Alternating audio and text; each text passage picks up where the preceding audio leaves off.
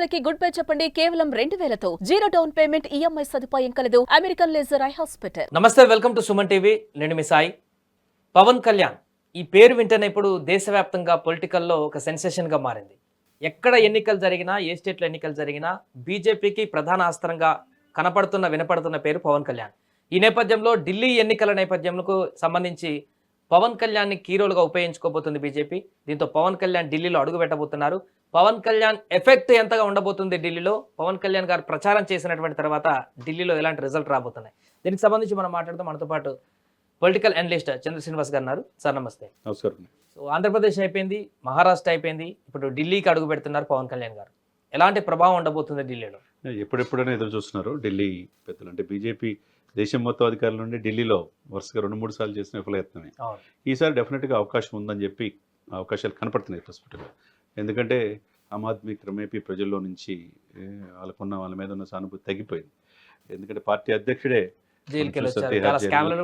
Liquor స్కామ్లు ఇరుక్కోవటం, తర్వాత మనీష్ సిసోడియా ఉప ముఖ్యమంత్రి గారు కూడా దాదాపు సంవత్సరం పైన జైల్లో ఉంటాం, ఒక ఎంపీ ఉంటాం. ఇవన్నీ చూస్తూ ఉంటే అవినీతి వ్యతిరేక ఉద్యమం కోసం పుట్టిన కేజ్రీవాల్ గారు ఆ పార్టీ అవినీతిని కూరుకుపోయినట్టుగానే కనపడుతుంది స్పష్టంగా.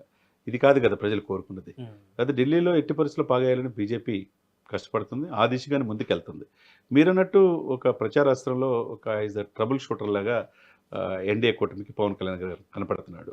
ఎందుకంటే ఢిల్లీ గడ్డపైన తెలుగు వాళ్ళు దాదాపు 12 లక్షల మంది ఉన్నారు. అంటే గెలుపోటములు చాలా నియోజకవర్గాలు వీళ్ళ ప్రభావం 20-30 నియోజకవర్గాలు ఉంటుందంటే డిసైడ్ ఫ్యాక్టర్ అవుతుంది. కాబట్టి ఎప్పటి నుంచో ఉద్యోగాలు ఇచ్చి కావచ్చు, అక్కడ స్థిరపడటం కోసం మన రాష్ట్రం ఉభయ తెలుగు రాష్ట్రాల నుంచి వెళ్ళి అక్కడే సంస్కృతిలో భాగమైన వాళ్ళు కావచ్చు, వాళ్ళు గెలిపోవటంలో డెఫినెట్గా ఉంటుంది కదా వాళ్ళ చేత. కొంతమంది తెలుగులు కూడా పోటీ చేసే అవకాశం అక్కడ కనపడుతుంది. అంటే మహారాష్ట్ర కానీ కర్ణాటక కానీ ఈ స్టేట్లో అయితే పవన్ కళ్యాణ్ ప్రభావం కొంచెం చూడొచ్చు అని చెప్పుకోవచ్చు. అంటే సినిమా పరంగా కానీ దగ్గర వ్యక్తి కాబట్టి ఈ స్టార్ అందరికీ తెలుసు పవన్ కళ్యాణ్. బట్ ఢిల్లీ లాంటి నార్త్ స్టేట్లకు కూడా ఇప్పుడు పవన్ కళ్యాణ్ గారి గురించి వాళ్ళకి అంత ఐడియా ఉండడం, లేకుంటే అంత సినీ సెలబ్రిటీగా వారికి తెలియడం, ఇవన్నీ ఉంటాయంటారు. అంత ప్రభావం ఉంటుందా? 100% ఉందండి. ఎందుకంటే ఆయన ఎప్పుడైతే హిందూ సనాతన ధర్మ పరిరక్షణ బోర్డు ఏర్పాటు చేయాలన్నాడో 100 కోట్ల మంది హిందువులకు ప్రతినిధిగా కనపడ్డాడు ఆయన. ఎందుకంటే 11 రోజులు ప్రాయశ్చిత్త దీక్ష, తిరుపతి వెళ్ళి కాలినడక వెళ్ళటం, ఇవన్నీ కూడా ఏంటంటే నాకు పార్టీ కాదు, ఎమ్మెల్యే కాదు, పార్టీ అధ్యక్షుడు కాదు, ముఖ్యమంత్రి, ఇవన్నిటికంటే నా ముఖ్యం నా హిందువుల మనోభావాలు. గుడుల మీద దాడులు జరిగితే ఖండిస్తాను. నా హిందువుల కోసం ఏదైతే వక్ఫ్ బోర్డు ఉందో, క్రిస్టియన్స్కి వాళ్ళకి ఎలా అయితే సంరక్షణకు వాళ్ళు ఉన్నాయి మిషనరీస్, మరి హిందువులకి ఎంతవరకు లేకపోవటం ఏంటని చెప్పినతలకి ఢిల్లీ వాళ్ళు కూడా, నేను మొన్న ఈ మధ్య ఢిల్లీ వెళ్ళినప్పుడు నార్త్ ఇండియన్స్ కూడా ఎక్కువగా పవన్ అచ్చా లీడర్ అంటున్నారు. అంటే నార్త్ ఇండియన్స్ కూడా కంప్లీట్గా అందులో దేశవ్యాప్తంగా 145 కోట్ల జనాభాలో 100 కోట్ల మంది హిందువులు అంటే 80% హిందువులు ఉన్నారు. వాళ్ళ ప్రతినిధిగా పవన్ కళ్యాణ్ గారు కనపడుతున్నాడు. అంటే ఇక్కడ ఉభయ రాష్ట్రాల వ్యక్తి కాదు, ఈయన జాతీయ సంపదగా అవతరించాడు. కాబట్టి ఎప్పుడెప్పుడు అని ఎదురు చూస్తూ ఉన్నారు. మీరు అన్నట్టు మహారాష్ట్రలో తన రాష్ట్రం కానీ తన భాష కానీ రాష్ట్రం, అక్కడ కూడా 100% స్ట్రైక్ రేట్తో వచ్చారంటే ఇక పక్కన ఢిల్లీ పెద్దలు కూడా ఉపయోగించుకున్నారు. ఈరోజు చంద్రబాబు నాయుడు గారు ఆయన సింగపూర్ ఫ్యామిలీలో ఉన్నారు. పవన్ కళ్యాణ్ గారు ఈరోజు నైట్కే ఢిల్లీ వెళ్తున్నట్టు తెలుస్తుంది. ఏదైనా 3వ తారీఖు సాయంత్రం ప్రచారం ముగుస్తుంది. కాబట్టి ఈ 2 రోజుల్లో ఆయనకి వీలైనంత వరకు తెలుగు వాళ్ళు ప్రభావితం ఎక్కడైతే ఉన్నారో వాళ్ళ గెలుపు కోసం ఈయన ప్రచారం సభలు కావచ్చు, ర్యాలీలు కావచ్చు, అట్లా అక్కడున్న నాయకులతో, బీజేపీ పెద్దలతో అక్కడ బీజేపీ కూటమి విజయాని కోసం పవన్ కళ్యాణ్ గారు తన వంతు కృషి చేసే అవకాశం స్పష్టంగా కనబడుతుంది. అంటే జనరల్గా ఇప్పుడు ప్రచార శైలి ఏ విధంగా ఉండబోతుంది పవన్ కళ్యాణ్ గారిది? అంటే మహారాష్ట్రలో చూసాం కొంత భిన్నంగా ఆయన ఎక్కడెక్కడ ప్రచారం చేశారు అన్నింటిలో స్ట్రైక్ రేట్ కొట్టేశారు. ఆంధ్రప్రదేశ్ లాగానే అక్కడ కూడా 100% స్ట్రైక్ రేట్ కొట్టేశారు. సో ఢిల్లీలో కూడా ఎన్ని నియోజకవర్గాలకి ప్రచారం చేయబోతున్నారు, లేకుంటే మొత్తం చుట్టుముడతారు? ఎందుకంటే చిన్న స్టేటే కాబట్టి ఢిల్లీ మొత్తం కంప్లీట్గా అవకాశం ఉంది. మంచి సభలు పెట్టి, భారీ బహిరంగ సభలు, ర్యాలీలు, అట్లా చిన్న ఇంటరాక్షన్ సెషన్స్, తెలుగు వాళ్ళు ఎక్కడైతే కీలకంగా ఉన్నారో ఓవరాల్గా కవర్ అయ్యేటట్టు, ఢిల్లీ మొత్తం కవర్ అయ్యేటట్టుగా పెట్టే అవకాశాలు స్పష్టంగా కనపడుతుంది. ఎందుకంటే ఢిల్లీ గడ్డపైన బీజేపీ తన జెండా ఎగరాలని కృతనిశ్చయంతో ఉంది. ఆ దిశగా వడివడి అడుగులేస్తూ ఉన్నది. ఎందుకంటే అనేక దేశాలు 150 దేశాల రాయబార కార్యాలయాలు కూడా ఢిల్లీలో ఉంటాయి. మరి అటువంటి ఢిల్లీలో 3 దఫలుగా అటు ఆమ్ ఆద్మీకి తప్పితే బీజేపీకి అవకాశం లేదు. ఇప్పుడు ఏంది కాంగ్రెస్ విడిగా పోటీ చేయటం, బీజేపీ కలిసి వచ్చే అవకాశం ఉంది. కాబట్టి బీజేపీ ఎక్కడైతే పోటీ చేస్తున్నారో ఆ స్థానాల్లో గెలుపు కోసం పవన్ కళ్యాణ్ గారు, ఒకవైపు చంద్రబాబు నాయుడు గారు 4 దశాబ్దాలు అనుకున్న వ్యక్తి, ఒక విధి ఎలా విచిత్రమో చూడండి. ఒకప్పుడు కేజ్రీవాల్ గెలుపు కోసం బీజేపీకి వ్యతిరేకంగా చంద్రబాబు నాయుడు గారు ప్రచారం చేశారు అక్కడ ఢిల్లీలో. ఇప్పుడు అదే ఆమ్ ఆద్మీ పార్టీకి వ్యతిరేకంగా బీజేపీ గెలుపు కోసం చంద్రబాబు నాయుడు గారు ఈరోజు వెళ్ళటం, ఒకవైపు పవన్ కళ్యాణ్ గారు వెళ్తాం. అంటే మన ఆంధ్రప్రదేశ్, దక్షిణ భారతదేశంలో ఇక్కడ నాయకులు వాల్యూ ఏంటనేది ఢిల్లీ పెద్దలు కూడా తెలిసినట్టుగా మనకు స్పష్టంగా కనపడుతుంది. జనరల్ గా విడివిడిగా పోటీ చేస్తే ప్రభుత్వ వ్యతిరేకత ఓటు చీలి ప్రభుత్వానికి అడ్వాంటేజ్ అవుతుంది అనేటువంటి ఒక అది నానుడి మనం వింటుంటాం.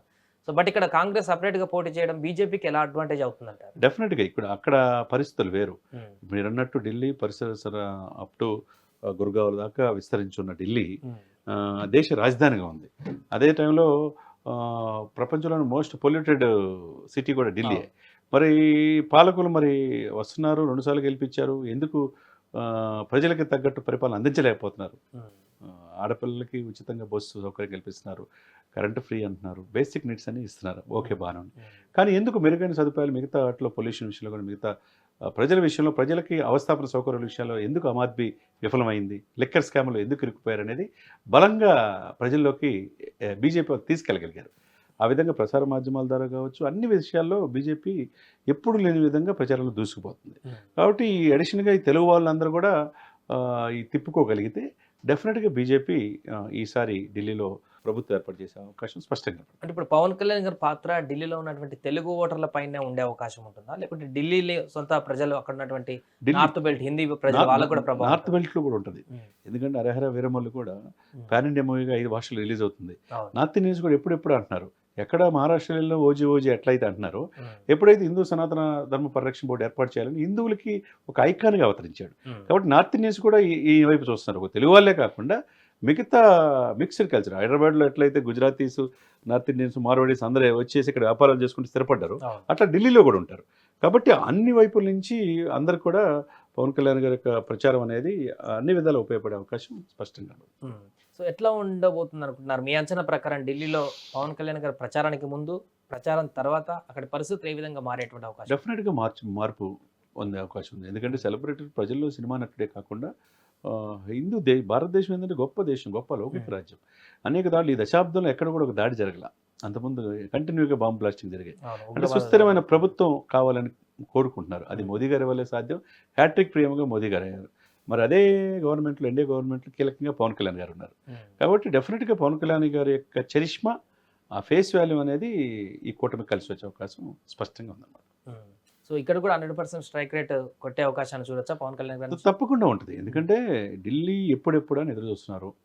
దేశవ్యాప్తంగా 22 రాష్ట్రాల్లో తన ప్రభుత్వాలు ఏర్పాటు చేసి దేశ రాజధానిలో ప్రధానమంత్రి, రాష్ట్రపతి ఉండే దాంట్లో ఢిల్లీ ప్రభుత్వం ఏర్పాటు చేయడం ఎప్పుడు చిరకాల కోరిక బీజేపీకి. కాబట్టి చాలా ప్రెస్టీజ్గా తీసుకుంది. డెఫినెట్గా అక్కడ ఈసారి బీజేపీ ప్రభుత్వం ఫామ్ చేసే అవకాశం స్పష్టంగా ఉంది. ఒకవేళ అక్కడ బీజేపీ కనుక ప్రభుత్వాన్ని ఫామ్ చేస్తే జనసేనకు సంబంధించి అంటే ఇప్పటికే వరుసగా అన్ని స్టేట్లలో దూసుకుపోతూ నేషనల్ స్టార్ అయినటువంటి పవన్ కళ్యాణ్కి ప్రాధాన్యత ఏమన్నా ఉంటుందంటారా ఢిల్లీ స్టేట్లో?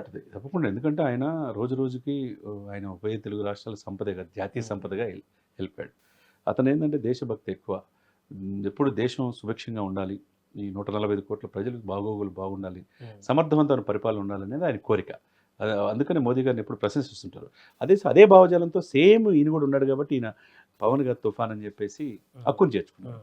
ఇప్పుడు మహారాష్ట్రతో స్టార్ట్ అయింది ఢిల్లీ, రేపు బీహార్, తమిళనాడులో కూడా రేపు ప్రచారం చేసే అవకాశాలు పవన్ కళ్యాణ్ గారు స్పష్టంగా కనబడుతున్నారు. Right sir.